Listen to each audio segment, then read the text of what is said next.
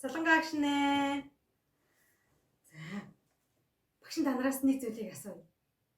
Та нарыг гэртээ байж идэл гинэд бурхан ингэж ирэл яах вэ?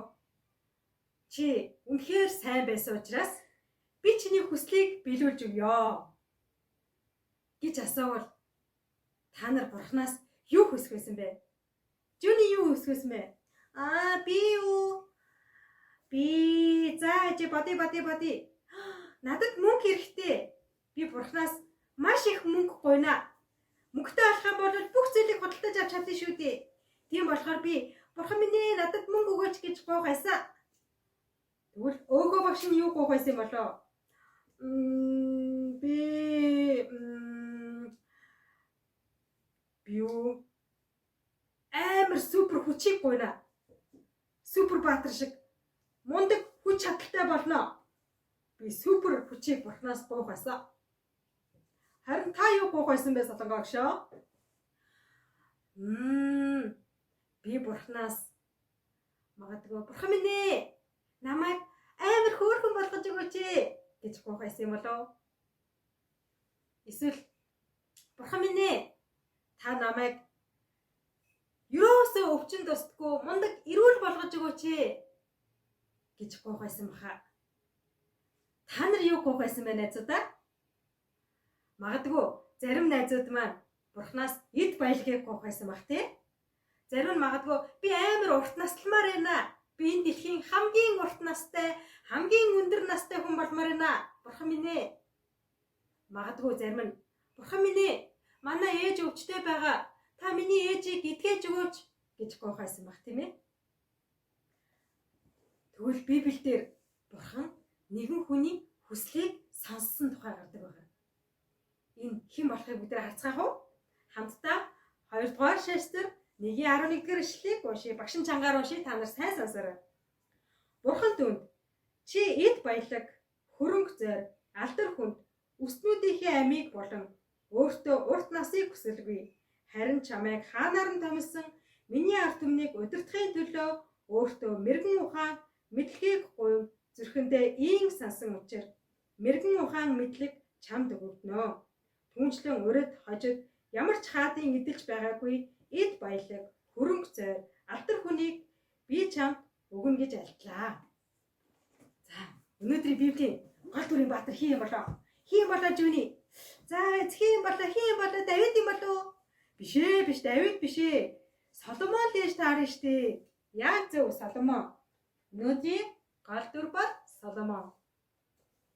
Соломон хаан Давид хааны гэрээсэлсний дагуу бурханд зориулан маш том мөрөглийг өргөсөн байгаа. Тэр нь ямар мөргөл бэ гэж Соломоны цаг үед яг одоо та нарын явж байгаа цуглаан шиг тийм гой цуглааны байр байсан болов? Байгаагүй. Соломоны цаг үед маш гой сүмийн барилгууд байсан болов? Байгаагүй. Тийм учраас Соломон хаан уулын орой дээр гараад тахилын ширээ засаад тэгээд тэнд юу хийсэн гэж бодож байна? Бурхан мөргөл өргөсөн байгаа.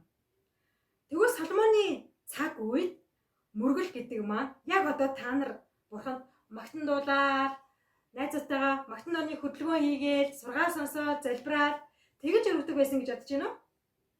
Соломон хааны цаг үед мөрөглийг яаж өргөдөг байсан бэ гэхээр хургийг эсвэл үхрийг туглыг тахилын ширээн дээр шатаан тахиж түүгээрээ мөргөл өргөдөг байсан байна. За тэгвэл Соломон маань хаан болсон учраас бүх зарц нартай тушаагаад уулын орой дээр тахилын ширээ засуулаад тэнцэнэ нэг хургийг бурханд мөргөл шатаал тахил болгон өргөсөн гэж бодож байна уу? Үгүй ээ. Соломон хаан урд хожид хизээж байгаагүй тийм мөрөглийг бурханд өргөсөн. Соломон хаан 1000 үхрийг авчираад 1000 үхрээр шатаал тахил өргөсөн байна. Вау, 1000 ч амар их тоо үсттэй. 1000 үхрээр шатаал тахил өргөсөн байна. Буюу өдөржингөө бурханд мөргөл өргөсөн байгаа тийм ээ. За, тэгээд Соломон хаан маань бурханд мөргөл өргөж дуусчаад гэртээ ирсэн байна. За үз. Бурхандаа мөрөглөө өргөчлөө. Одоо цаашид би Израилийн ард түмнийг яаж удирдана? Аав Давид шиг мундаг удирдах чадах болов? Яа тийм билээ? Ингээ байжсэн Соломоны зарцны үгсэн. Хаантаа та одоо унтаж амарна байгаа. Өдөржингөө дахил өргөөд өдөржингөө бурханд мөргөл өргөсөн та ядарч байгаа шүү дээ. Миний ядрах ч юм аа. Би одоо цаашид энэ их ард түмнийг энэ олон хүмүүсийг би яаж захирна? Яаж удирдана? Тэр л миний толгой өвчин болоод байна. Хаантаа одоо та унтаж амарна уу? Маргааш та үүнийг өргөжлүүлж бодно уу? Хаантаа би танд ор засаад өгье. За нэрээ чи ядарсан байна да. За сайхан унтъя да. Ингээд Соломон хаан унтаж амарчээ.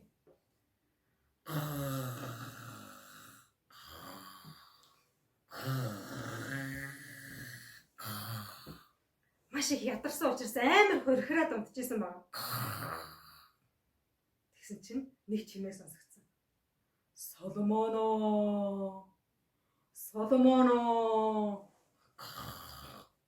За энэ харахгүй шин хин намайг дуустдаг байлээ. Сохоо унтчих чинь. Соломоно. Хүй. Ичин бурхноо да. Бурхан минь айлтаж гайрал. Боолтайм сонсъё. Соломоно. Өнөөдөр чиний надад өргөсөн мөргөл надад үнэхээр их таалагдсан учраас би чамайг шагнахаар шийдлээ. Чи надаас юу хүсэж байна? Би чиний хүслийг биелүүлж өгье. За үз. Соломоно. Бурханаас хүч чадлаггүй. Чи чинь хаан бидтэй. Хаан хүн чинь мундаг хүч чадалтай байх ёстой шүү дээ. Хүч чадлыгүй. Үгүй. Соломоно. Бурханаас эд баялаггүй. Чи асар их эд баялагтай байх юм бол энэ ард түмнийг удирдах чадна шүү дээ, Соломоно. Үгүй, би тийм зүйл гуймааргүй байна. Бурхан минь ээ. Би бол таны өрөөлөөр энэ улсын хаан болсон. Та намайг энэ улсын хаан болгосон. Та намайг хаан болгосон учраас таны ард түмнийг удирдах хэрэгтэй. Бурхан минь, та надад мэрэгэн ухааныг хайрлаач. Таны энэ их ард түмнийг удирдах мэрэгэн ухааныг би танаас хүсэж байна. Бурхан Соломоны хариултыг сонсоод бүр шок. Уг нь би Соломоныг надаас эд баялаг урт удаанаас эрүүл мэндийг гуйл гэж бодсон чинь Соломон надаас мэрэгэн ухааныг гуйлаа. Ваа! Үнэхээр Бурханы зүрх сэтгэл хөдөлсөн байна. Тэгээд Бурхан Соломонд мэрэгэн ухааныг өгөөд зогсохгүй. Түүний гуйгаагүй эд баялаг, эрүүл мэнд, урт удаанасыг Соломонд бэлэг болгож өгсөн байна. Ингээд Соломон зүуднээсээ сэрсэн байна.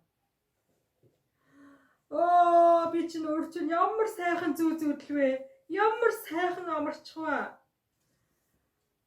Хаантаа та сэрвүү. Хүмүүсээ өнөөдөр би ямар гоё зүүдэлсэн гэж бодно. Ямар зүүдэлсэн гэж та нар битгүү. Би хэнийг зүүдэлсэн гэж? Хин бэ? Намайг зүүдэлсэн юм уу? Үгүй. Миний зүүдэнд Бурхан ирээд миний хүслийг биелүүлж өгнө гэж хэлсэн. Үгүй. Та тэгээд юу гуйсан бэ? Та Бурханаас эд баялгаа гуйсан уу? Үгүй. Бурханаас хүч чадлыг гуйсан баха. Та илүү алдартай хаан болохын тулд Бурханаас нэр алдрыг гуйсан болов уу? Үгүй. Та нарын хариулт бүгд буруу.